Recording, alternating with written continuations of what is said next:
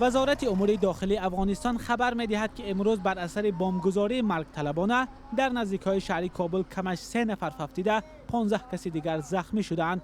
به قول وزارت مرگ طلب مواد منفجره را در میان ازدحام مردمی در منطقه رشخار ناحیه چهار آسیاب ولایت کابل واقع در 11 کیلومتری شهر کابل فعال کرده است. ما در خانه بودم منفجر شد. صدای منفجر شنیدم آمدم بیرون. از خانه آمدم بیرون طفلکا وام ورخت شده بودن. خب بسیاری خانه مردم است کل طفل داره، خرد داره، مریض داره. آمدم بیرون که 3-4 نفر زخمی شده بود. تقریبا زخمی زیاد بودن. تعداد شهیدا را میگم براتون.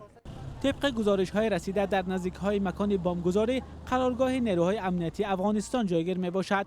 بعضی ساکنان شکایت دارند که هدف حمله ها نیروهای دولتی میباشند ولی اکثرا افراد ملکی اذیت میبینند.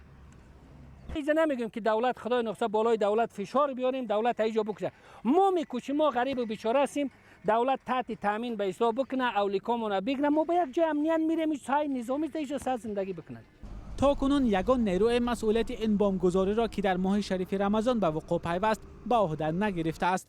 ماه‌های اخیر با کمک ایالات متحده آمریکا حکومت افغانستان و طالبان افغان راههای ختم جنگ 18 ساله را بحث دارند.